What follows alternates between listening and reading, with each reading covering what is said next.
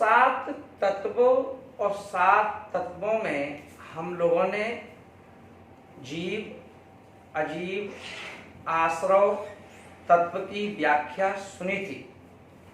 अब यहाँ पर चौथा जो तत्व है जिसका नाम है बंध, तो किस प्रकार से आत्म प्रदेशों का कर्म प्रदेशों के साथ बंध कैसे होता है, पहले तो अपन उदाहरण समझेंगे। उदाहरण जैसे किसी के घर में दूध आया और जिस घर की जो गृहिणी है उसने 2 लीटर दूध में 1 गिलास पानी दूध में डाल दिया।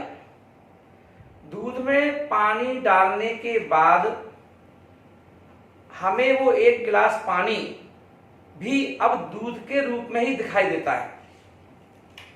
अब कोई व्यक्ति ये चाहे कि जो पानी हमने डाला है, डाला तो आपने है, पर अब आप उस पानी को निकाल नहीं सकते, क्योंकि वो पानी भी दूध में दूध की संगति करके दूध जैसा हो गया। तो उसको कहते हैं बंध, एक मेक हो जाना ना। तो वो एक मेक हो गया, दूध के साथ पानी भी दूधमय हो गया, इसलिए उसको कहते हैं बंध। अब यहां पर आत्मा के प्रदेश हैं। मैंने पिछली वीडियो में कहा था कि जो हमारे शरीर जो है, शरीर चल रहा है आत्मा के प्रदेशों से, और आत्मा के प्रदेश जो हैं है ना, जो प्रदेश यानी कण कहो, सेल कहो, है ना, वो पूरे शरीर में फैले हुए हैं, है ना। तो अब यहां पर उन प्रदेशों के साथ जो भी बाहर कर्म का बंध होता है, वो सारे के सारे कर्म दूध में पानी की तरह मिल जाते हैं और हमें शरीर और आत्मा में कोई भेद नजर नहीं आता है। ऐसा लगता है शरीर ही आत्मा है और आत्मा ही शरीर है। और ये भ्रांति एक जीव को नहीं, अच्छे अच्छे जो अपने आप को ज्ञानी कहते हैं उनको भी ये भ्रांति हो जाती है कि शरीर ही आत्मा है, आत्मा ही शरीर है ना। पर ऐसा नहीं है, शरीर अलग है, आत्मा अलग है, दिखते भले एक हैं। जैसे दूध में आपने ही पानी डाला है, पर आप ही अब उस पानी को दूध से अलग नहीं कर सकते हैं, पर फिर भी दूध दूध है, पानी पानी है, पानी दूध नहीं हो सकता, दूध पानी नहीं हो सकता। तो ऐसे कैसे हो सकता है, दिखता तो एक है। तो अपन देखें, एक हंस पक्षी जो होता है, हंस सभी पक्षियों में बहुत तेज उड़ने वाला और लंबी दूरी को तय करने वाला पक्षी होता है। उस हंस की एक विशेषता होती है कि दूध में जिसमें आपने पानी डाला है, उस दूध को एक कटोरे में यदि आप रख दीजिए और हंस पक्षी वहां आ जाए, तो हंस पक्षी क्या करेगा, जितने हिस्से में पानी था वो पक्षी अपनी चोंच से दूध को पी लेगा, और जो पानी था जो आपने डाला था वो पानी वहीं छोड़ देगा, वो अलग कर देगा, दूध को अलग, दूध को पी जाएगा, पानी को छोड़ देगा। इसकी ये विशेषता होती है। तो इससे क्या पता चला कि दूध अलग है, पानी अलग है, पर दिख तो एक रहा था। ऐसे ही आत्मा एक दिखती है शरीर के साथ, शरीर एक दिखता है आत्मा के साथ, मगर फिर भी दोनों अलग अलग होते हैं। तो जो मिलने के बाद एकता दिखाई दे रही है उसी का नाम है बंध। ऐसे ही हमारे बहुत सारे कर्म प्रदेश हमारी आत्मा में चिपके हुए हैं, मिले हुए हैं।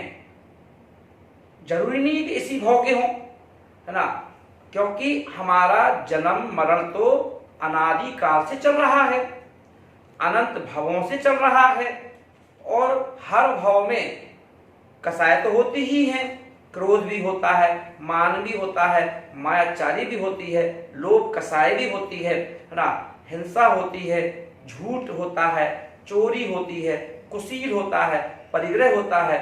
और ये जानवरों के भी होता है, पक्षियों के भी होता है, मनुष्यों के भी होता है, देवों के भी होता है, नारकियों के भी होता है, सभी के पाया जाता है। तो जब जब हमने जन्म लिया, जिस योनि में लिया, जिस पर्याय में लिया, वहां हमने ये 4 कसाय और 5 पापों को कर करके जो हमने कर्म प्रदेशों को निमंत्रण दिया था, आमंत्रण दिया था कि आओ मेरी आत्मा में आपका स्वागत है, क्योंकि वो कर्म बिना बुलाए नहीं आते हैं, वो कर्म बिना हमारी गलती के हमें नहीं सताते हैं। तो वो कर्म धीरे धीरे करके आते हैं और इकट्ठे हो जाते हैं, और उनकी निर्जरा आपको ही करना पड़ती है। उन कर्मों की अपनी आत्मा से डिलीट मारना युक्त ना, वो युक्ति हमें गुरु, संसार में कोई ऐसा कॉलेज नहीं है, संसार में ऐसा कोई व्यक्ति नहीं है जो हमें समझा सके ना कि आत्मा के प्रदेशों से कर्म प्रदेशों को कैसे अलग करना है। तो ये युक्ति अब कोई बताता है तो या तो वीतरागी सर्वज्ञ प्रभु भगवान, या फिर उनके द्वारा लिखे हुए ग्रंथ शास्त्र, या उन शास्त्रों को पढ़ करके शास्त्र की ही भाषा में उपदेश देने वाले जो गुरु हैं, उन गुरु के उपदेश से हमें शिक्षा मिलती है कि कर्म के प्रदेशों को आत्मा के प्रदेशों से हम कैसे अलग करें, है ना, उनके लिए क्या उपाय है। ये इसको इसलिए ऐसे कर्म को बंध कहते हैं, बंध। तो और ये बंध लगातार रात दिन का कोई भेद नहीं है, हर वक्त हर क्षण ये कर्म का बंध आपको हो रहा है।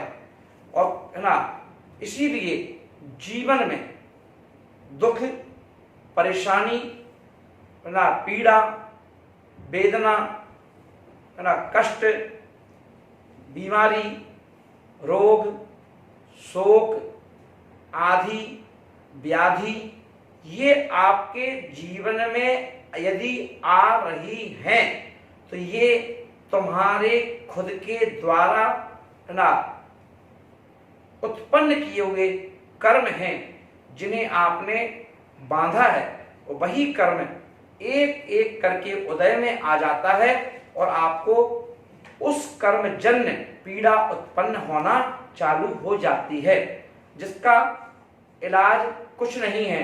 हर कर्म का अपना एक समय होता है, उतने समय तक के लिए वह कर्म आता है, अपना प्रभाव जमाता है, आपको परेशान करता है, और जब उसकी समय सीमा पूरी हो जाती है, जितना भी उसका समय है, हो सकता है 1 महीना हो सकता है 2 महीने हो सकता है 1 साल हो सकता है 5 साल हो, है ना, और वह व्यक्ति, है ना, तन भी खराब करता है, मन भी खराब करता है, और कमाया हुआ पैसा भी खराब करता है, पर वो उससे मुक्त नहीं हो पाता, क्योंकि उसकी उस समय अवधि है। वो तो कहता तुम कितना ही पैसा खर्च करो, मैं तो तुम्हें इतने साल तक परिश्रम करूंगा, और जब कर लेता है चला जाता है, पर उसके जाने से ही बात खत्म नहीं होती।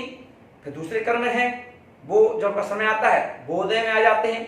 तो ये कर्म किसके हैं? हमारे द्वारा उत्पन्न किए हुए कर्म हैं। इसलिए ध्यान रखें, जब जब आप कोई गलती करते हैं तो आप तुरंत अपनी डायरी में नोट करते जाएं कि ये कर्म भी हमारी आत्मा में प्रवेश कर चुका है। अब ये कर्म ना मालूम क्या, कौन सा, ना किस रूप में हमारे जीवन में आकर के हमारे सामने खड़ा होकर के हमारे काम बिगाड़ेगा। इसलिए इन कर्मों को जो आपस में बंध होता है उसे कहते हैं कर्म का बंध। इसीलिए देखते हैं गुरु लोग कहते हैं, क्यों कर्म का बंध कर रहे हो, ऐसा बोल करके, गालियां दे करके, किसी के बारे में बुरा सोच करके, किसी का बुरा करके, है ना, देखो उसे उसका बुरा हो या ना हो, पर तुम्हारा ऐसा करने से तुम्हारा बुरा, तुम्हारा काम जरूर बिगड़ेगा, ये नियति है ना। इसलिए आपको समझ में आया होगा कि कर्म का बंध किसे कहते हैं। तो आप इस कर्म से, ये तो बंध था कि बंद होना है, ऐसे होता है, तो आप ध्यान रखें। अगर आपके सामने कोई गलत कर रहा है तो आपको बिल्कुल विचलित होने की आवश्यकता नहीं है, क्योंकि सबका हिसाब ऊपर वाला रखता है और वह उसका कैमरा हर वक्त हर क्षण चालू है, चल रहा है, उससे कोई बच नहीं सकता। आप रजाई को ओढ़ करके अंदर पाप करो तो भी उसका कैमरा आपको देख लेता है आप क्या कर रहे हैं। आप धुत अंधेरे में भी कोई पाप करो पर उसका कैमरा देख लेता है कि आप क्या गलत कर रहे हो। आप करो मत, सिर्फ दिमाग के अंदर सोचो तो उसका कैमरा, कर्म का कैमरा, वो भी आपको पढ़ लेता है कि आप क्या सोच रहे हो, है ना। आप दुनिया से अपनी नजरों को बचा करके और किसी को देखो, गलत रूप में देखो, पर उसका कैमरा आपकी आंखों को भी पढ़ लेता है कि आपकी आंखों में क्या गंदगी चल रही है। आप कान से क्या सुन रहे हैं। आप आपस में एक दूसरे से छुपा सकते हो मगर उसके कैमरे से नहीं बच सकते कि आप क्या सुन रहे हो। और यही सब कर्म का उदय बन करके हमारे जीवन में, है ना, विषाद पैदा करते हैं, है ना, मन खराब करते हैं, है ना, हमें परेशान करते हैं। वही कर्म का बंध है। तो आप ध्यान रखें, कर्म का बंध ना हो, उससे हमें बचने का प्रयास करना चाहिए।